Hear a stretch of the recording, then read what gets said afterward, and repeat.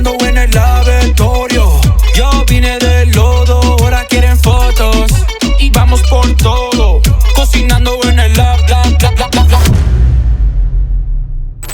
Yo, what's up, guys? Welcome to another episode of the GMRT Experience. As you can see, this is a new setup that we have now. We're shooting the podcast up here in the second level of GMRT Customs. We got a new wall. We got a custom sign up there that says the GMRT Experience. So I'm excited to start recording and making content here for you guys. But today, I'm over here with my good friend, Chef Heber. What's up, my man? What's up, brother? How you doing? Good. Thank you for inviting me. Thank you for having me. So fun. That's good. So I'd like to start the podcast just kind of like asking all of my guests just to tell us a little about who you are, what you do, and what you're all about. Okay. My name is Heber Rivera. People know me as Chef Heber because I'm a chef. I cook for a living. I've been cooking my whole life since I was a kid. And I enjoy it. I think it's fun. I think it's all about the experience. I think cooking has helped me to explore outside of the box and become the person that I am right now.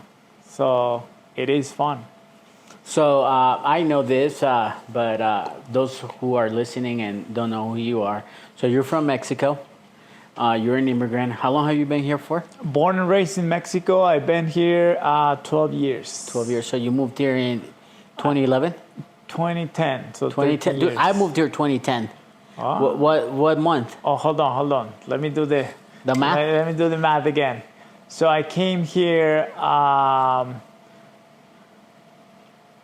August or July. August 2009.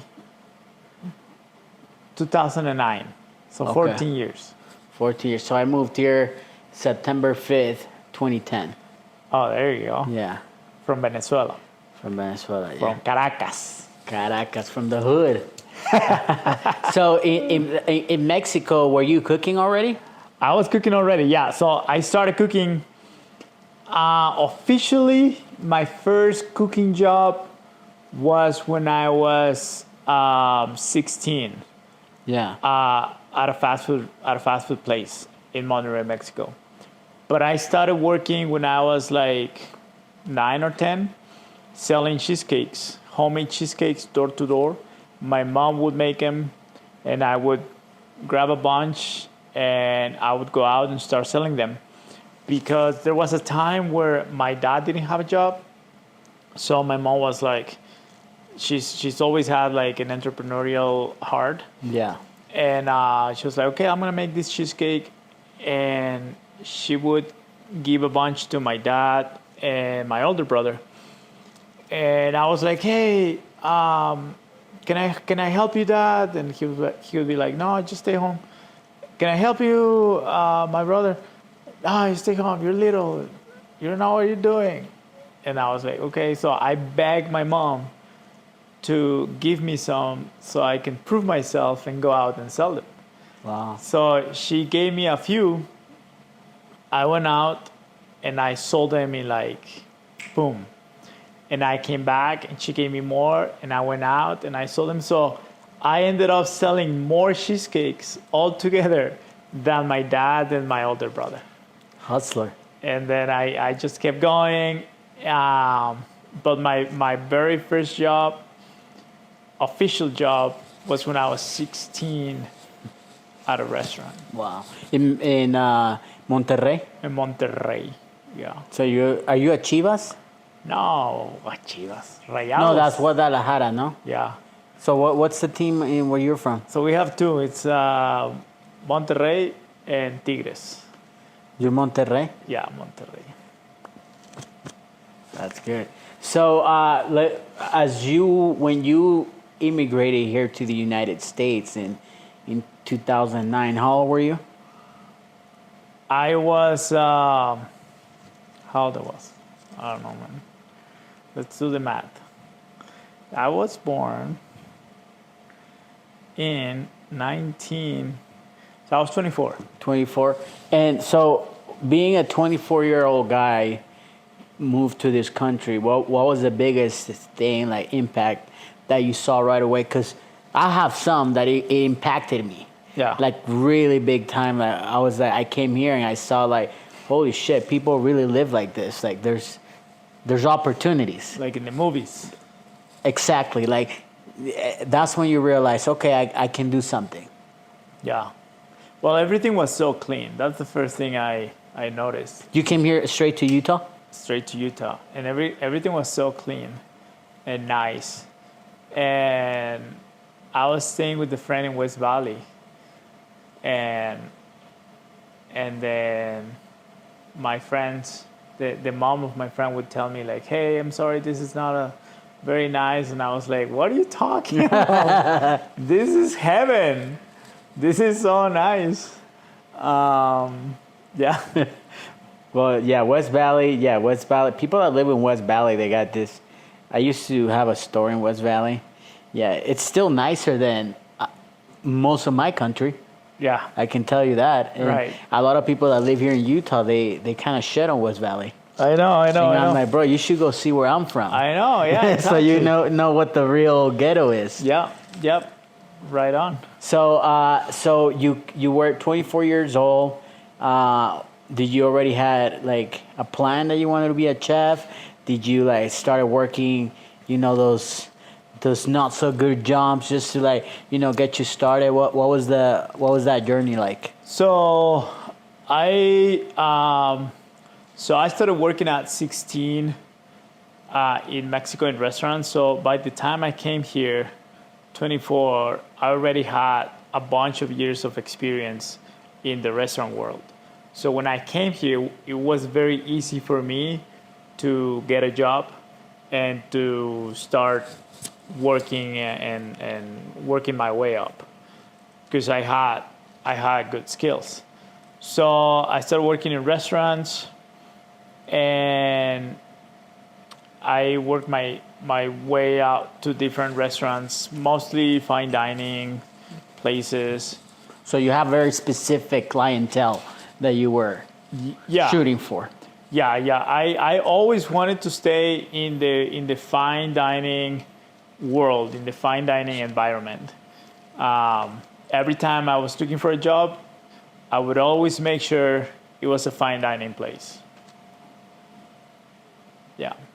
And so as you're doing that and, working those jobs, when do you start, at what moment do you decide, okay, I'm going to go do my own thing? So my last job was, I was the corporate executive chef for this big hospital. And I was overseeing all the cafeterias from basically Idaho all the way to St. George. And so it was a big job. It paid really well. I had crazy good benefits. But it was too bureaucratic.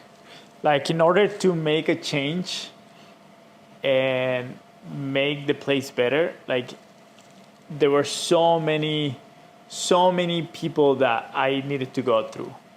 So it was almost impossible to make a change. So good. So, however, I took it as a challenge and we improved the system. We made a huge impact. But then I was like, you know what? I'm just going to do my own thing. And then I quit and I started doing caterings and stuff like that. So good.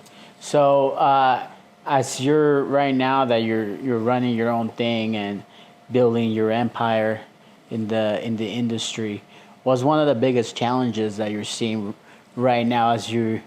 Because here's the thing, I understand, every level there's a challenge, But right now, currently that the level that you're in, what's something that you're realizing? Okay, like this is a long game, because I've had it for me this last year and this year. It's been all about that. I used to think like 1 year. Like now, I'm like, dude, this is a long game. Mm-hmm. So what's been the biggest thing for you? So I think the biggest challenge is dreaming big. Because like you say, it's easier to think smaller and to be like, okay, I'm making this much money, I can have a good life with the money that I'm making. But if you really want to create legacy and an empire, you need to get out of your comfort zone and dream bigger. And that entails you have to hire people, you have to start delegating, and you have to create a system. Because at the end of the day, what's going to help you to scale is not your product, is your system.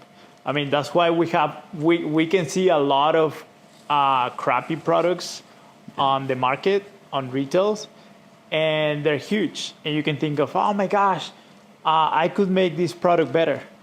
Yes, but it's not about the product. It's about the systems that they have.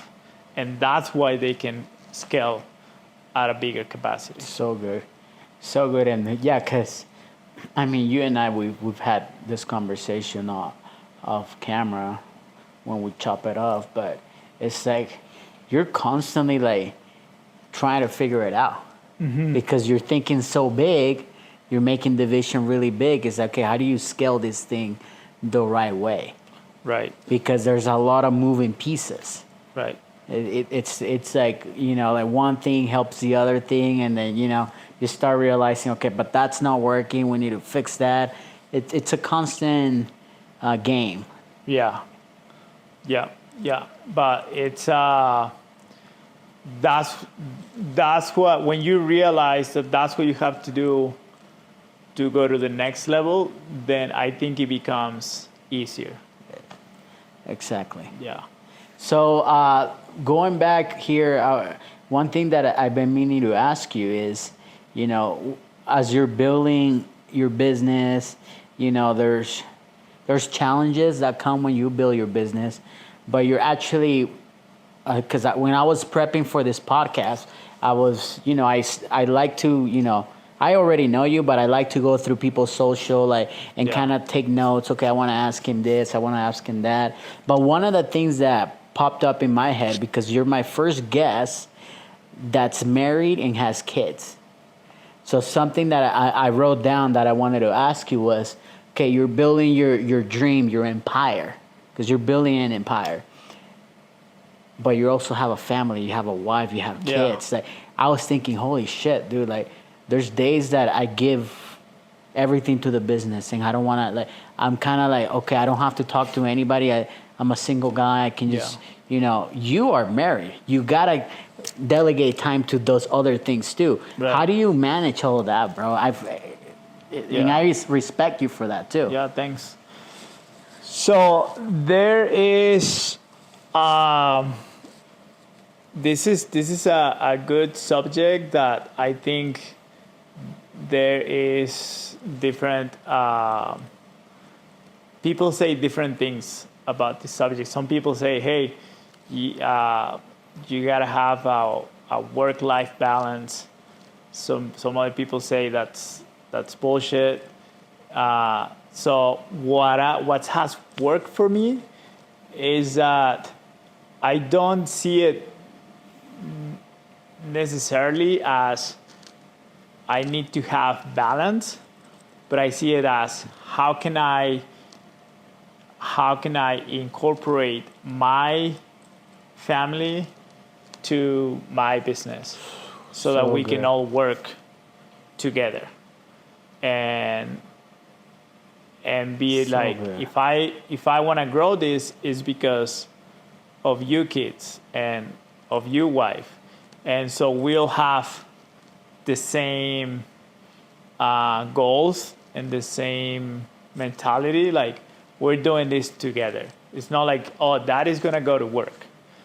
It's more like we're building something. So good. No, and actually now that you're saying that, it makes sense because I look at your socials and I always see your wife. I always see your kids. They're kind of involved. Like maybe you guys are cooking breakfast together. Yeah.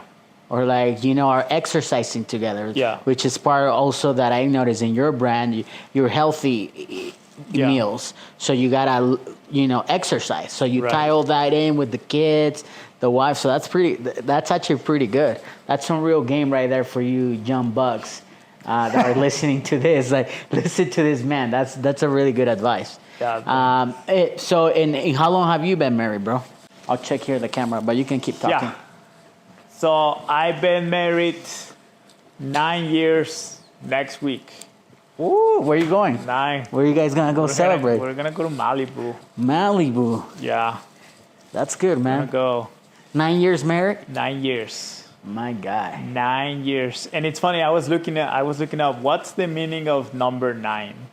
And because I'm all about, all these hippie things like the meaning of numbers and life and the universe. Love it. Consciousness. And so it's so funny because it's like the number 9, one of the meanings is that you're ready to accept love and be loved. And I was like, that makes sense because we've been together for 9 years and we've learned a lot. But right now we're at a point where we are one. And we're like, okay, let's do things that we didn't do before that can show love and appreciation and everything within our marriage to each other. So, yeah, we're gonna go to Malibu, have fun.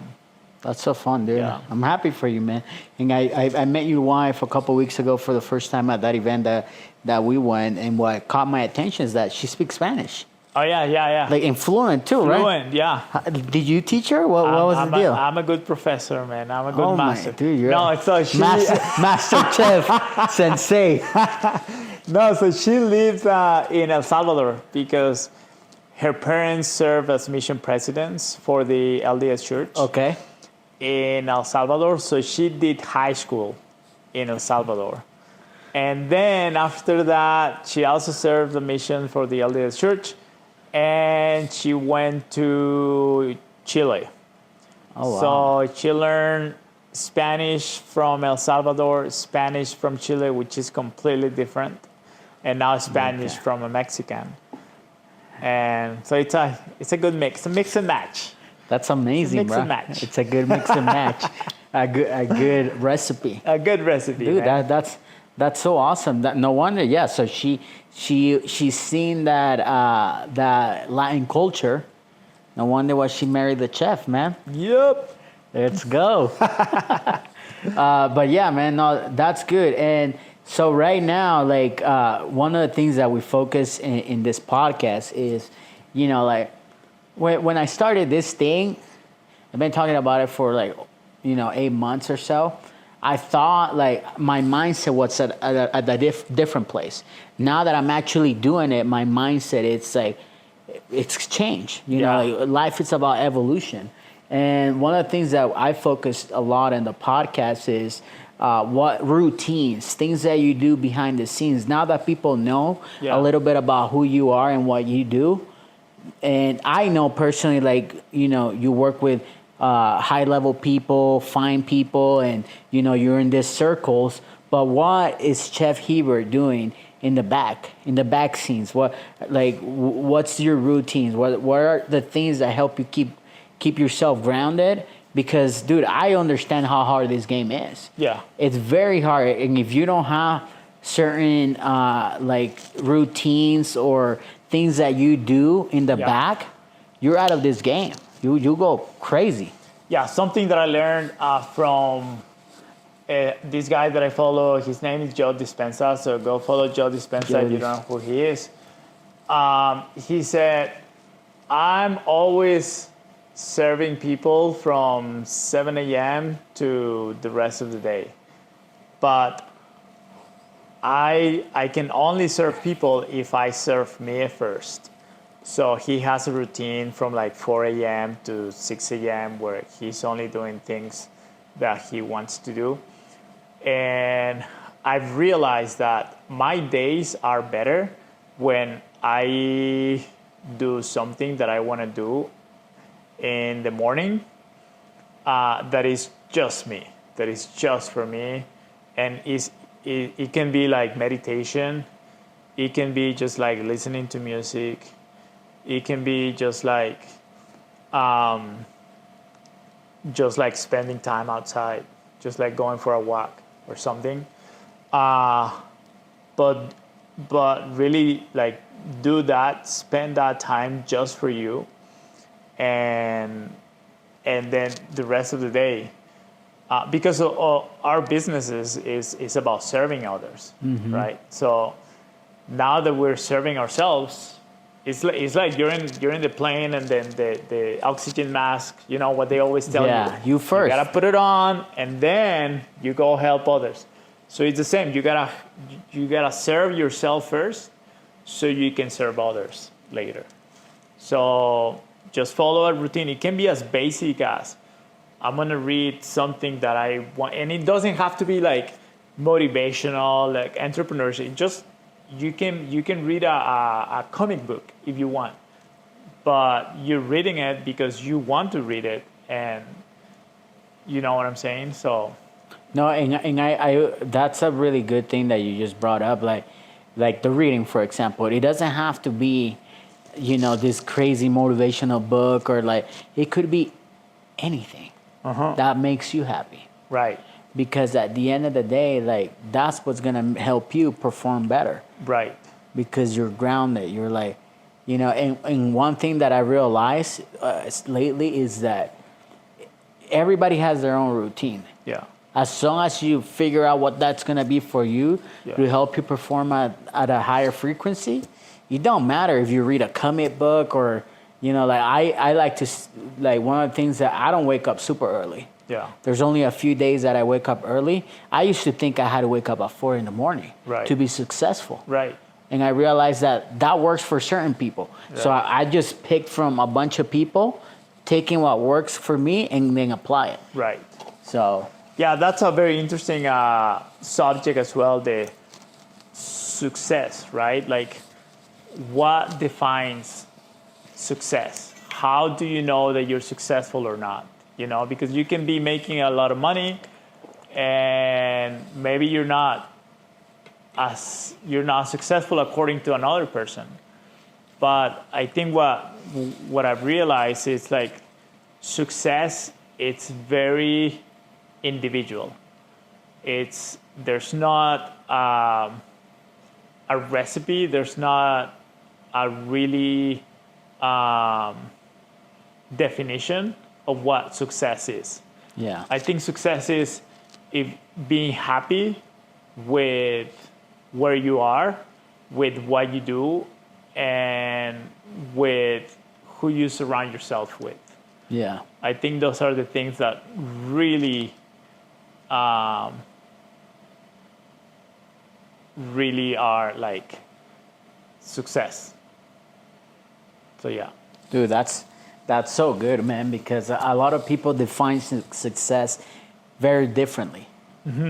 Very differently. But as long as you know that path that you're following makes you happy, I feel like that's the definition of success. Right, 100%. Because you're living at your true self instead of at like what other people think you should be living at. That's 100% accurate.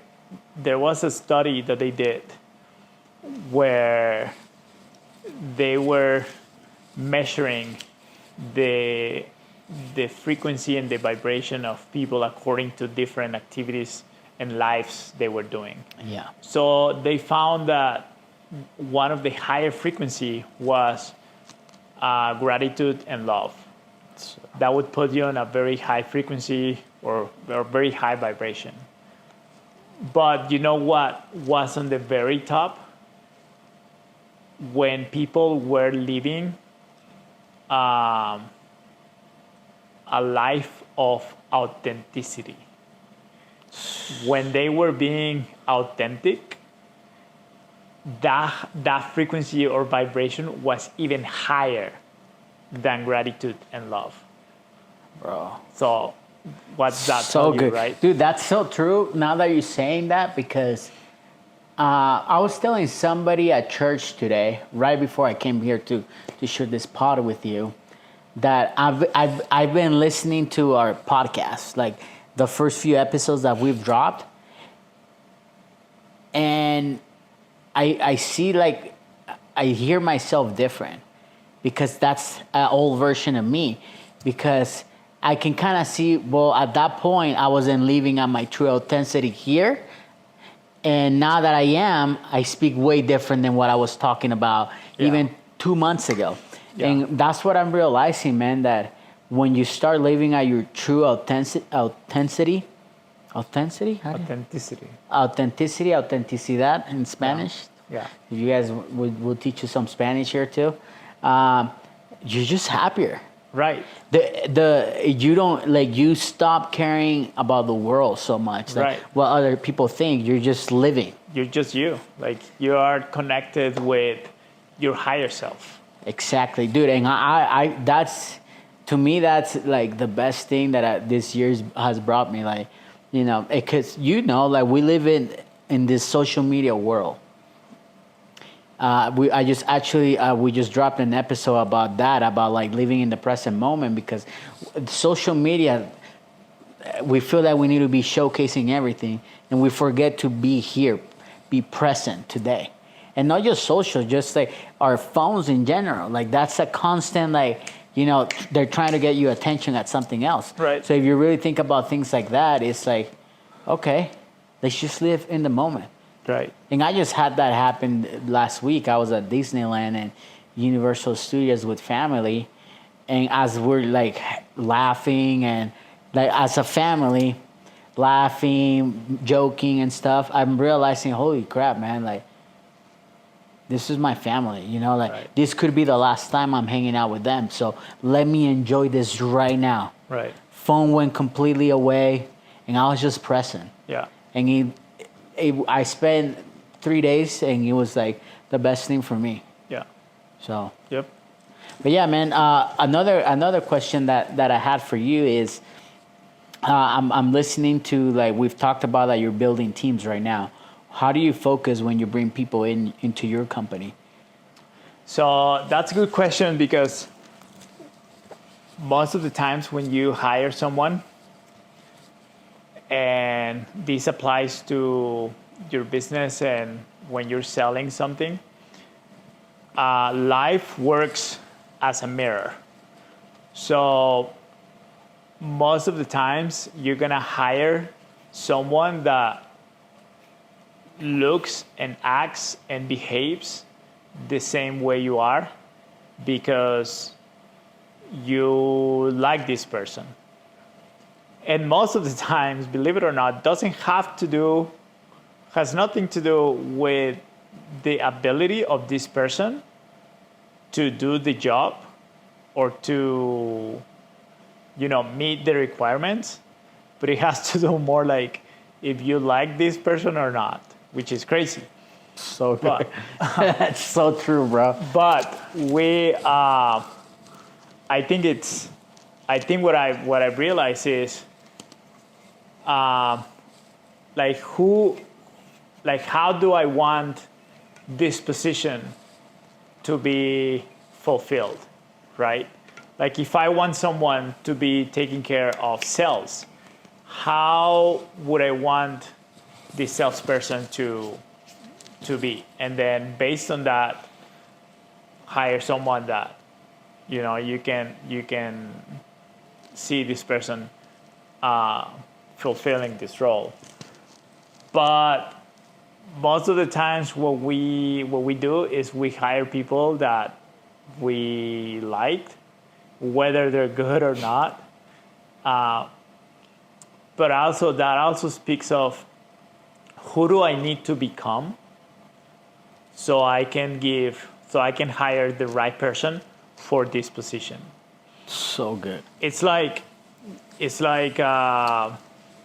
my industry, in the food industry, if I want to sell a high ticket, I need to become that high ticket. I need to what's the word I'm looking for? I need to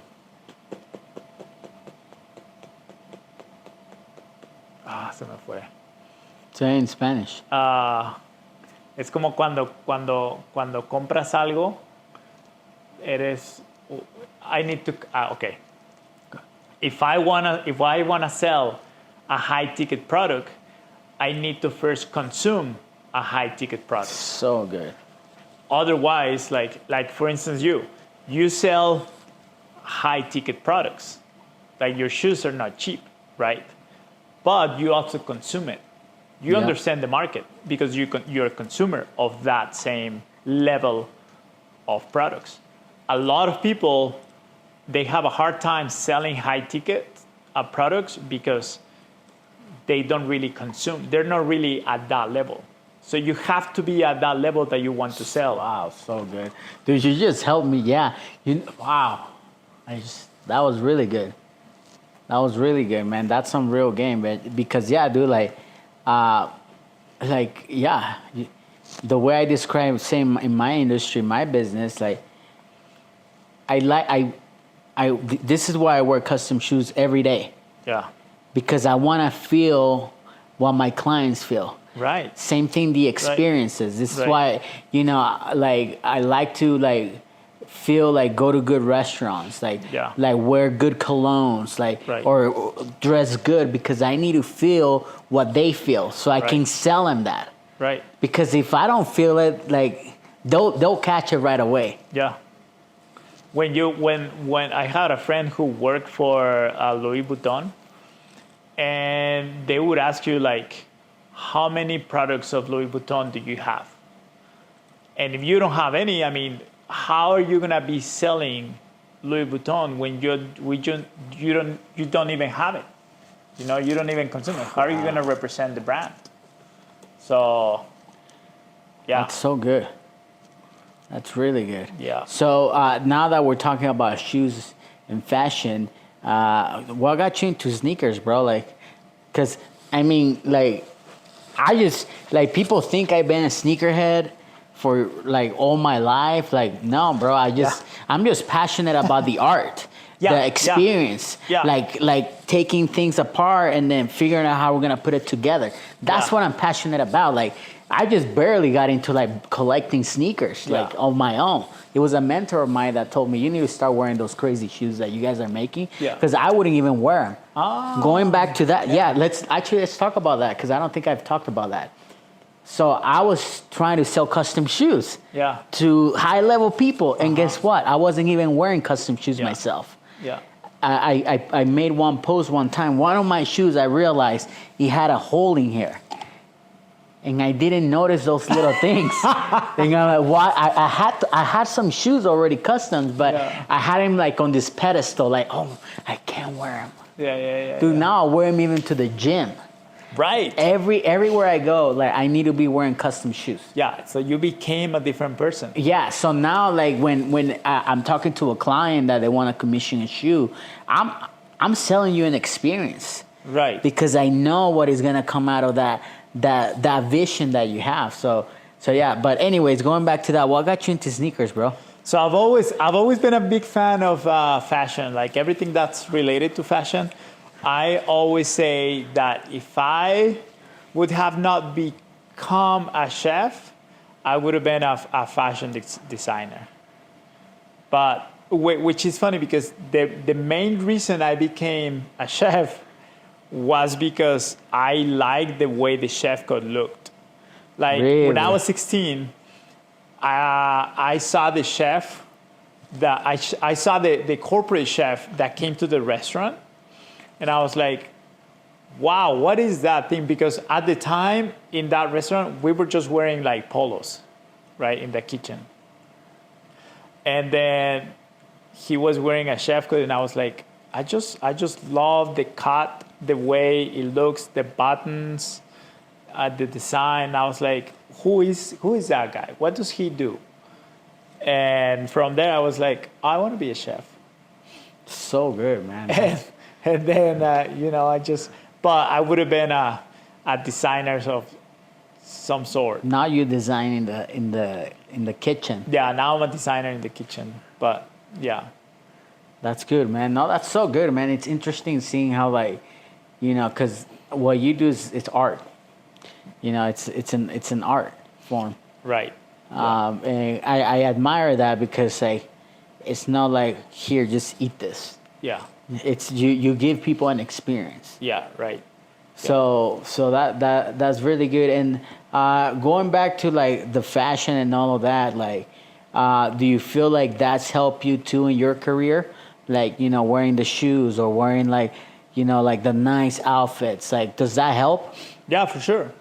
Because we have to realize that we are always selling ourselves. Like, we are our business card, right? Like, some people ask me, hey, do you have a business card? And I'm like, I don't. This is the business card.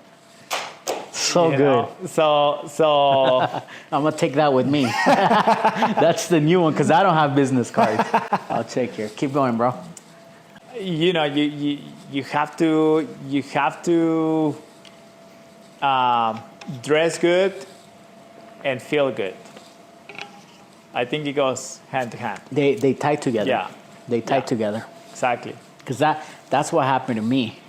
Like, the moment I started, like, dressing a little better, wearing the shoes, the watch, Right.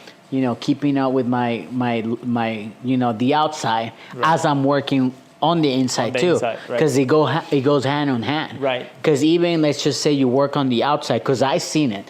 You just work on the outside, then within 30 seconds you go to talk to somebody. Maybe that's that connection that you need for your business. You'll fuck it up. Because you haven't done the inside work. Right. So, but yeah, that's very good. And are your, like, family into that fashion too? Your kids, like, what are they into since they see dad, like, doing cool things and wearing crazy shoes and all that cool stuff? Yeah. They like it. My kids are all over. They love putting up what they're gonna wear. That's cool.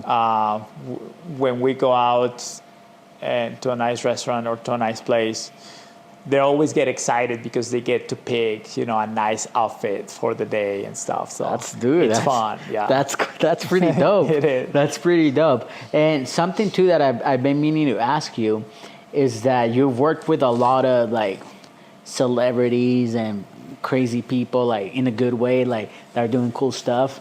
What's been the most interesting one? The one that you're like, whoa, that was interesting. Like, I've never, because I've had it, like, there's been shoes that we've done. Yeah. That sometimes we just do it, but I need to sometimes take a step back, like, holy crap, we just did that. We just worked with that person. Yeah. So let's see. So I work for this big billionaire out of Texas. The B Club. Yeah, the B Club. And then he always wanted, like, the most exotic foods and, like, the highest quality you could find, and everything needed to be, like, above organic and all of these crazy labels. And then one day he would ask me, also, it was after the weekend, he was like, where did you go this weekend? I was like, well, I just stay home. Like, I was hanging out with some friends. Oh, okay. Have you tried this new restaurant, fine dining here? And I was, no, I haven't. Okay. Well, Heber, let me ask you something. How are you gonna know what's the best thing for me if you're not consuming what's best, you know. Wow. So I was like, okay, all right, I guess you have a point, yeah. Because we go back So to the good. same principle, right? Like, you can't sell something that it's not part of your identity. So good, bro. It's not part of yourself. That's why, you know, it's so easy for you see like this high income ¿cómo se dice? ¿Es high income or high Net worth? net worth? Yeah. Like you see these high net worth people who are surrounded by the same level of people. And it's not like, oh, they just became, you know, it's not like, oh, they were born into the high net worth world.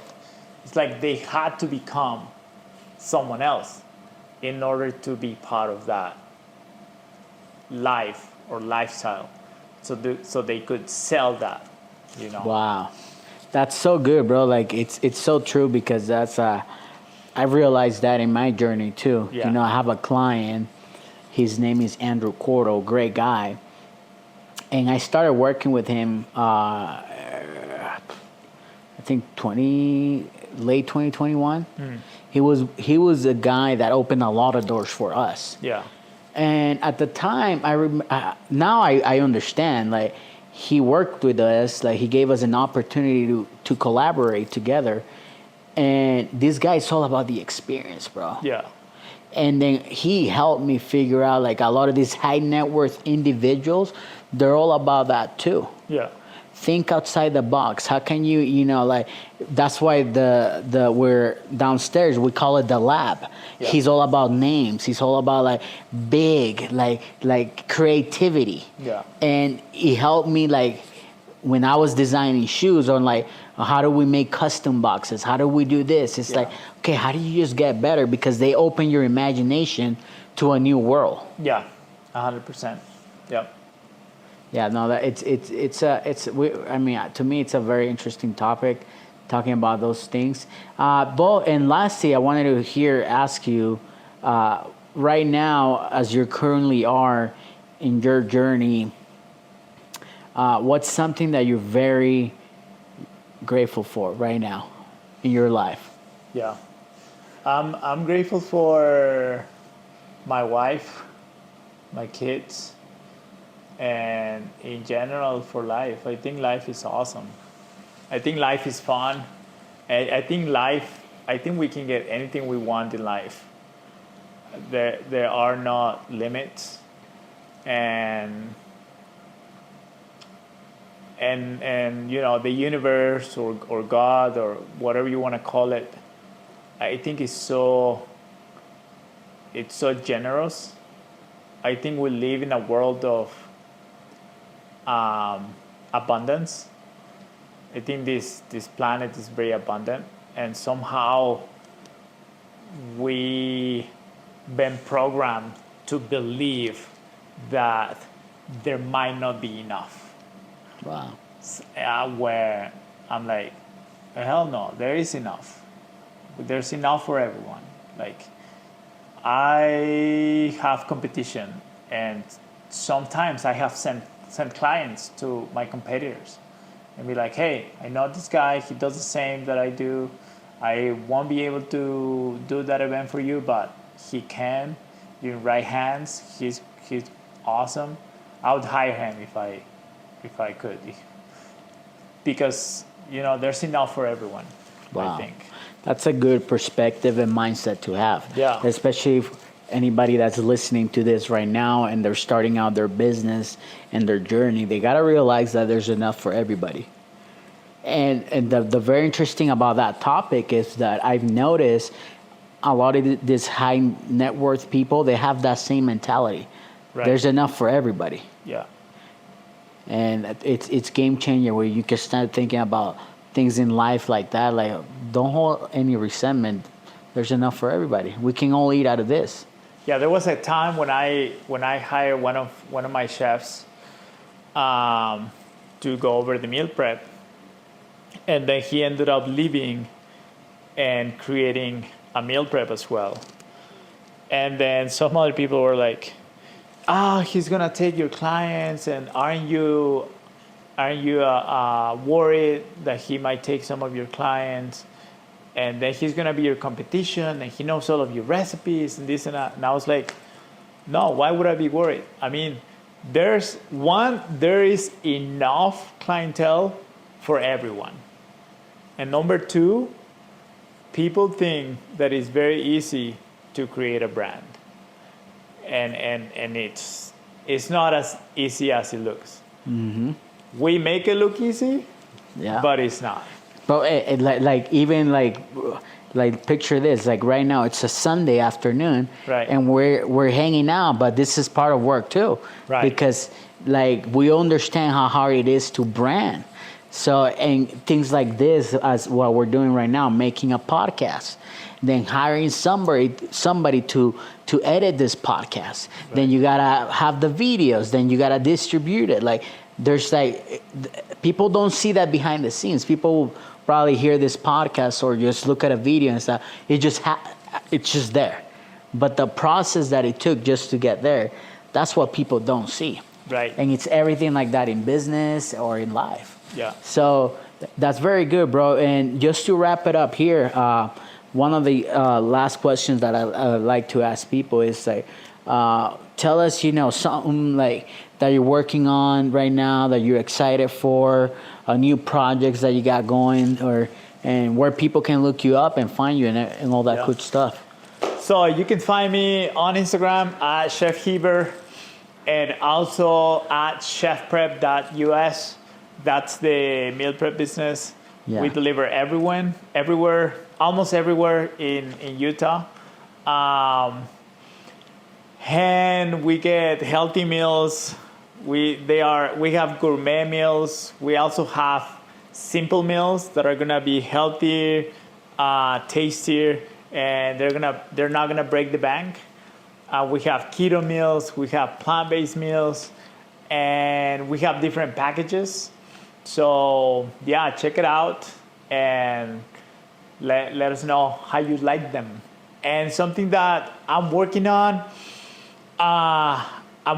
creating a coaching group together with my wife that we can focus on the power of couples.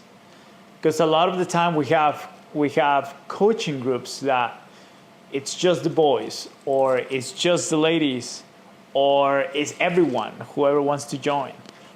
But we want to focus on the power of the couples and how the couples can be stronger together, and how can they see the potential that they have if they unite forces. So good. And they can stop competing against each other. Wow. So yeah, that's what we're exciting. So good.